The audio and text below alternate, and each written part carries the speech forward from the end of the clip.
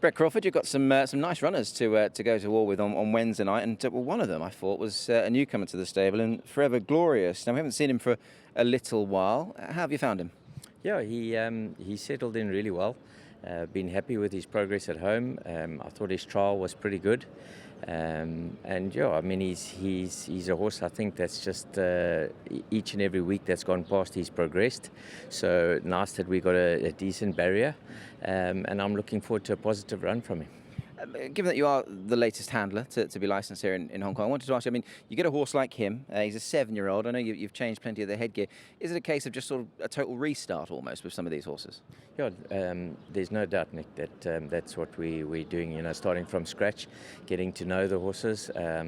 Sometimes changes are good, sometimes they're not so good. The other day we left blinkers off a horse and it didn't work out. He did need the blinkers. So, but as you say, it's more about learning about these horses. It's only 5 weeks into the season, so nice to start from scratch and then basically learn about each individual. You mentioned that trial, Brett. I mean, visually it looked good. I imagine Keegan, who rode him in the trial and rides him race day, must have been pleased as well. Secondly to that, he potentially could be nicely enough handicapped on his best, couldn't he?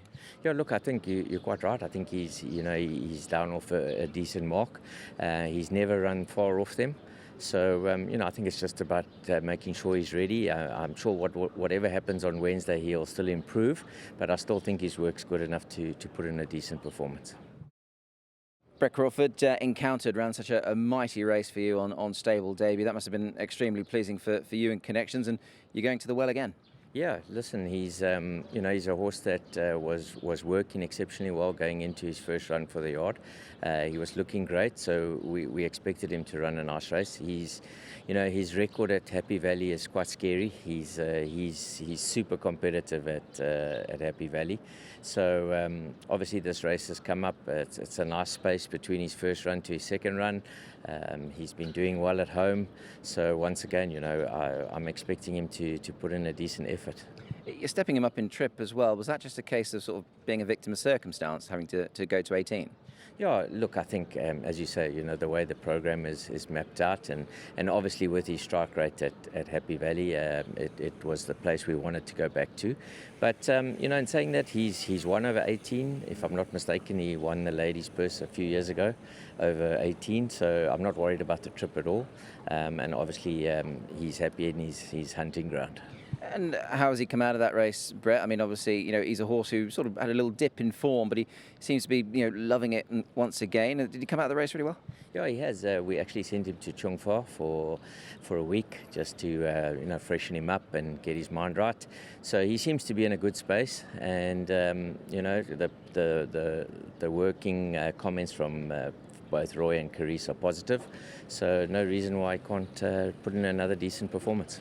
And on paper, I mean, the horse that beat him, Lowrider, reopposes. You're slightly better off at the weights with him as well. You'd be certainly confident enough to have another crack at him and turn that form around, wouldn't you? Yeah, look, I think it'll get us a lot closer to him. Obviously, I think we 5 pounds or 6 pounds better off now.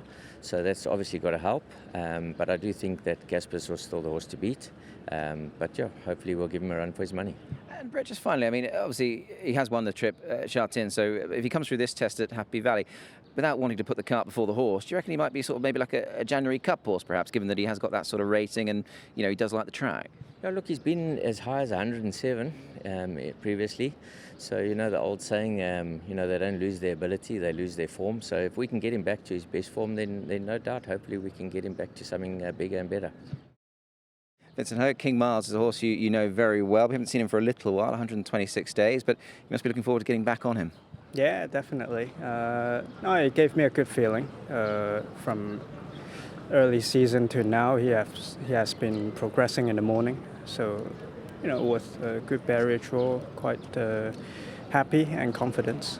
Yeah, you got a good draw for sure. Obviously, the trials have looked good as well. I know you weren't on, but he's actually placed second 3 times from 5 course distance. Never actually won here, but he's always run really well, hasn't he?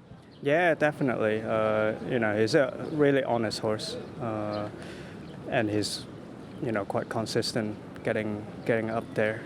So hopefully this time he can break through. On his old form, he looks well handicapped off of 65. Blinkers are going on as well. Do you think the blinkers are probably what he needs now? For now, yes, because at the trials I did feel quite well with the blinkers, and now he has although he has been working well, but in the morning sometimes he get pretty laid back. So hopefully, the blanket sharpening up a little and, have a little edge for him to get the win.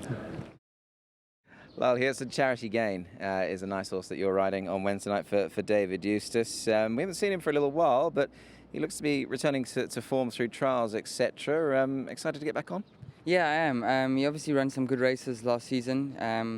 Obviously, his wins were in Class 4, but then he was running solid races in Class 3. And just that last run or two, he seemed to be just at the end of his tether for the preparation. But then feeling him in the trials coming back, Dave was pretty positive about him. And then what I felt in the trials was that he was as well as ever. So he's got a bit of a spring in his step, showing a bit of freshness in the legs and a bit more speed, which is going to help and mean that we just don't have to be out the back door from a good draw. We can at least be in the race, which I think will just add a little bit to his repertoire.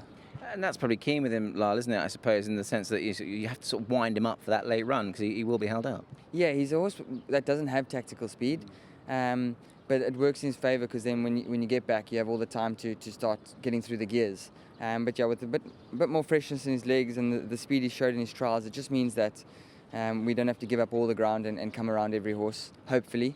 Although there does look like a bit of speed in the race, which should set up for a finisher, and hopefully he can be one of them. He's got ticks in the right boxes, hasn't he? I mean, he can go a good race fresh. His course and distance record is healthy as well. Good barrier, so you'd certainly be positive, I'm sure. Yeah, very positive. Obviously, a lot of the horses are on the backup or have run a few times this season, so they'll have the fitness edge. But he is a horse that probably he's from last season to now he should be improving, and I think we have seen that in his trials. So he'll continue to be competitive, and if he gets the right splits, he'll be close again. 6 winners so far this season for you. Happy with the way things are going this time? Yeah, happy, but we always a bit greedy and we want more. So hopefully we can just keep ticking over. But it's been a solid start, and hopefully we just build momentum to have a good season.